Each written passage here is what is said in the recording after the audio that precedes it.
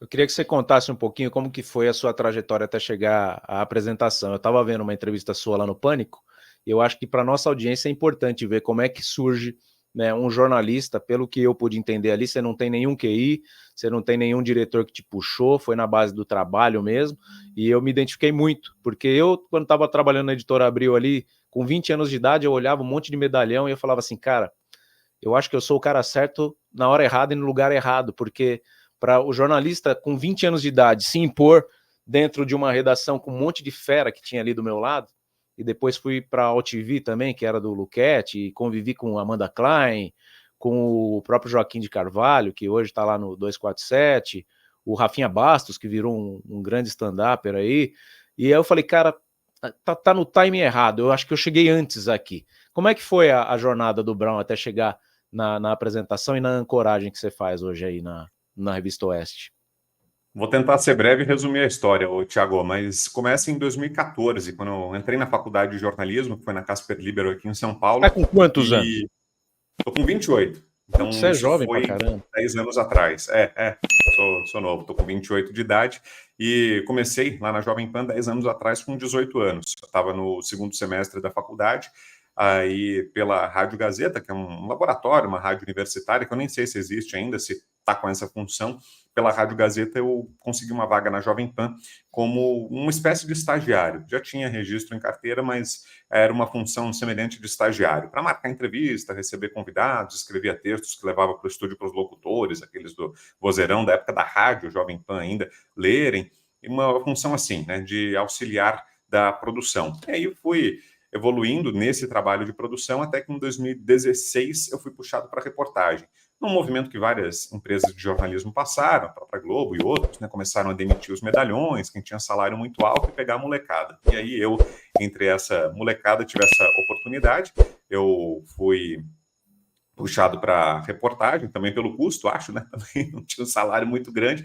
O então chefe, que era o Patrick Santos, um cara a quem eu sou muito grato até hoje, acompanha nosso trabalho e teve outro dia lá no Oeste, tive no lançamento do livro dele, é um cara que virou um grande amigo, uma referência, o Patrick. Ele era o chefe na época e ele falou, ó, você tem uma voz boa, tal, acho que você pode virar repórter da rádio, porque era rádio ainda na época, né? Então tinha essa preocupação muito com a voz e é uma coisa que eu nunca tinha imaginado, até então nunca tinha pensado em virar apresentador, repórter, nada, em falar no ar. Eu, pelo contrário, eu sou até um pouco tímido, né, no meu jeito pessoal, então era uma coisa que eu nem cogitava, eu nunca tinha pensado, estava ali molecão, felizão, fazendo ali a produção, mas resolveram me passar para reportagem. O Patrick falou que viu ali algum talento em mim que achou que poderia se desenvolver. Pois bem, fui puxado para reportagem, isso em 2016, daí em 2017 o próprio Patrick teve que sair dos Pingos nos Is, que era o programa que ele apresentava junto com o Reinaldo Azevedo e o Vitor La Regina, e aí eu assumi a cadeira do Patrick, ele de co-apresentação do programa do Reinaldo Azevedo, que é mais ou menos o modelo que ele tem até hoje lá na Band, junto com outros dois. O Patrick ocupava uma dessas cadeiras, foi apresentar o 3 em 1, que era um programa novo que estava surgindo, que está no ar até hoje,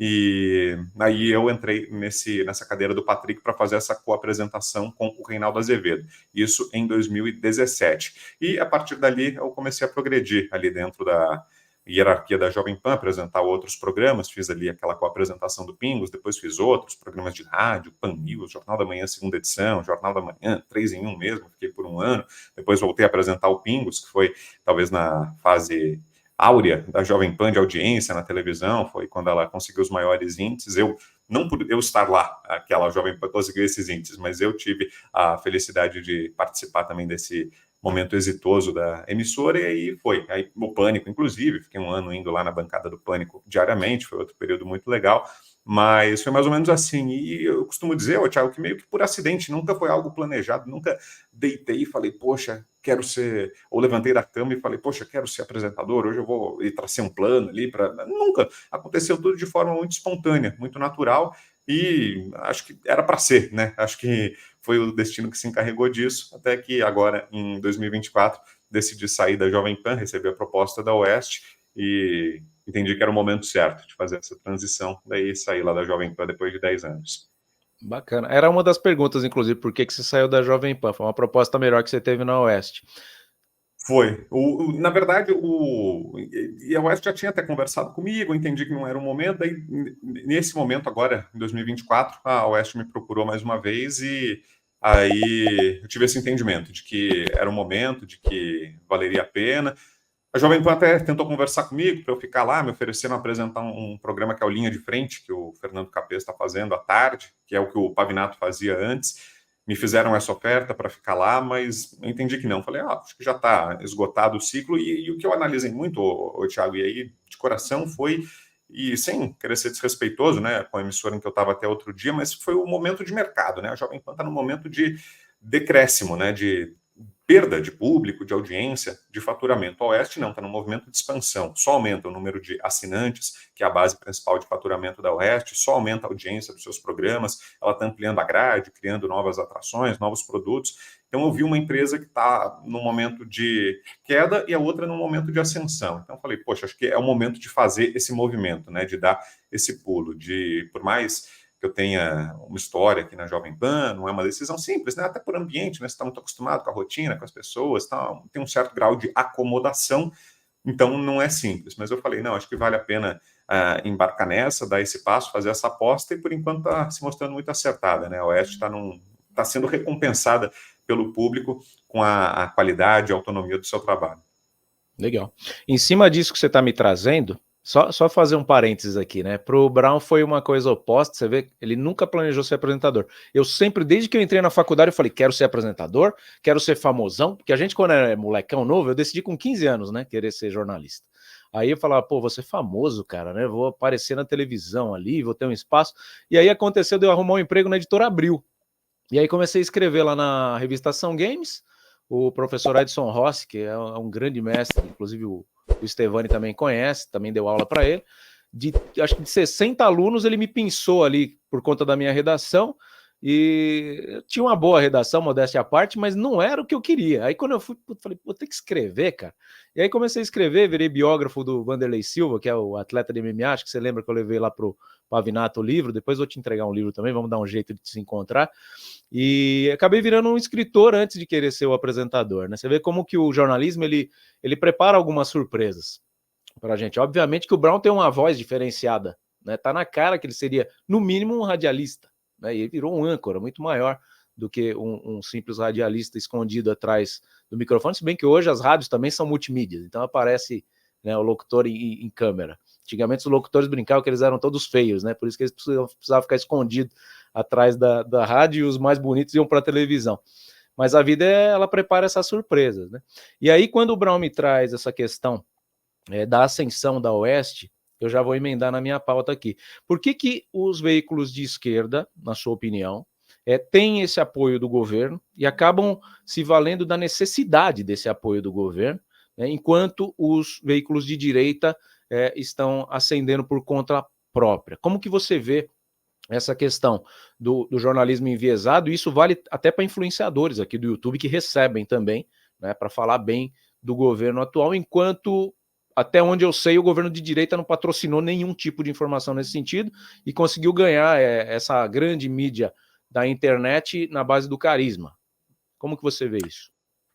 Acho que a resposta é público, né, Tiago? Acho que é um movimento de mercado, né? Tem uma parcela cada vez maior, crescente da sociedade brasileira que não se vê representada nesses veículos. E mais do que representada, é uma relação de consumo mesmo, né? Um consumidor que não está satisfeito com esse produto que é entregue pela imprensa majoritária, que buscou alternativas. E acho que essas empresas não estavam preparadas para isso, né? Ali, mais ou menos por volta de 2016, 17, quando começam a surgir os veículos independentes, alternativos, foi um susto para todo esse mercado, né? Para essas empresas que até então eram hegemônicas no mercado de comunicação. Então, acho que a resposta para esse sucesso que tiveram essas novas iniciativas, como, por exemplo, a Oeste, não é porque eu estou trabalhando lá, não, é porque acho que é um bom exemplo para citar. Há 5 anos não existia a Revista Oeste, teve o Terça Livre até pouco tempo, há 10 anos não existia Terça Livre, infelizmente não tem mais, mas por uma questão de ofensiva judicial, enfim, é outra história. Mas para não abrir muito parênteses aqui, fugir do tópico da pergunta.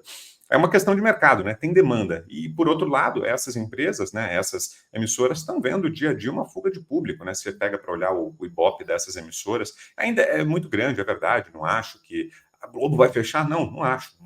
Não tenho essa ilusão. Acho que ainda é um mercado majoritário muito forte. Não vejo essa perda de força suficiente para uma liquidação. Não é isso. Mas tem uma perda, sim, de público, de faturamento, que é explicada por isso, né? Uma parcela considerável de pessoas que até então nem viam nenhum problema, não viam de forma crítica, né, essa programação, esses produtos, esses jornais oferecidos. Consumiam porque simplesmente era aquilo que tinha e porque tinha uma credibilidade, uma confiança naqueles produtos. Até então, aí surgiram as redes sociais e veio uma alternativa. Muita gente viu e falou, opa, então, peraí, isso aqui não me satisfaz mais. Não, isso aqui não é o que eu quero consumir, e passou a consumir informação desses veículos alternativos, abandonando essas empresas majoritárias. Então, acho que muito do sucesso vem daí, é uma resposta de público que não quer mais consumir dessa imprensa tradicional, está buscando novas formas de se informar, veículos alternativos, como a própria Oeste, Gazeta do Povo,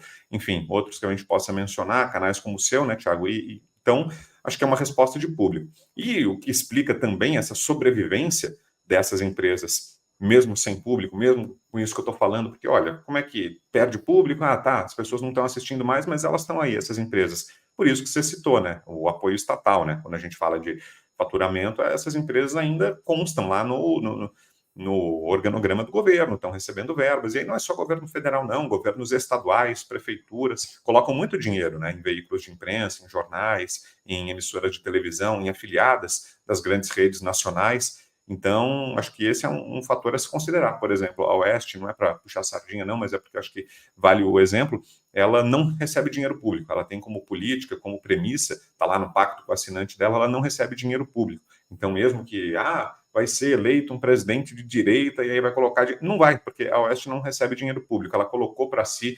essa prerrogativa. Então, é algo já que escapa totalmente do que fazem as outras empresas, que têm esse apoio muito forte, essa sustentação com o dinheiro público, né? A Oeste não, ela depende fundamentalmente da iniciativa privada e dos assinantes. Então, acho que é um modelo de negócios novo que está surgindo, mas que garante ao veículo muita independência, porque fala, poxa, mas que bobagem, então não vai receber dinheiro público. Como é que ela, o que ela ganha com isso? Ela ganha em independência, em poder trazer informações livres de qualquer amarra, de qualquer costura partidária, de qualquer bastidor, de qualquer pressão de político.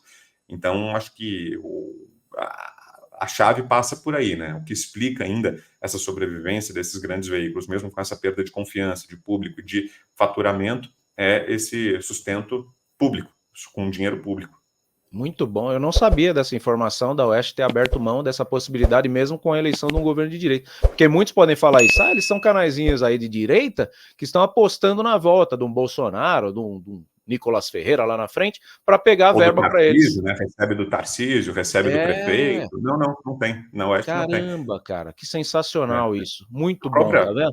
A própria Jovem Pan, por exemplo, né, até onde eu estava até outro dia, a Jovem Pan, sim, recebe muito dinheiro público, voltou a receber federal e, historicamente, recebeu muito do Estado, né? A Sabesp sempre foi grande apoiadora, o metrô de São Paulo. Outro dia eu estava vendo, fizeram um fórum com apoio do governo de São Paulo. Então, essa programação mais tucana, de centro da Jovem Pan também tem uma razão de ser, né? Ela tem ali grande parte do seu financiamento vindo, por exemplo, de prefeitura e governo de São Paulo. Então, isso ajuda a entender muita coisa, né? Quando você vê os veículos e seus perfis, se você olhar para a conta, para quem paga, ajuda, tudo fica mais claro. Tucana de centro até o Geraldo Alckmin, né, Brão? Pois é. Isso aí. Depois ficou bem claro que a gente estava sendo enganado, né? Que a gente votava entre PT e PSDB, até o Geraldo Alckmin mostrar para a gente o que era a real ali, né?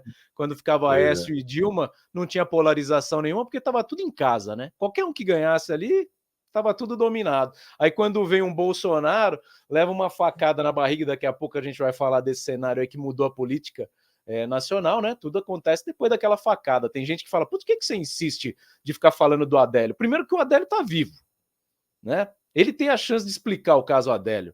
E a gente não pode ficar aí achando que isso está esclarecido, porque não está. E mudou a política. Eu tenho a minha opinião, daqui a pouco eu vou trazer para o Brown. Atualmente nós temos mais de 30 milhões de pessoas aposentadas, pensionistas da Previdência Social. E a esmagadora maioria dessas pessoas passam pelo chamado superendividamento. Trazendo uma solução prática, rápida e urgente para cada um de vocês, eu, Milton D'Antunes, juntamente com o Thiago Parigiani, em nossa parceria, estamos apresentando para você um manual prático para você lidar com esse superendividamento. Negociar diretamente com aqueles que são bancos, financeiras e que levam boa parte do que você tem de benefício mensalmente.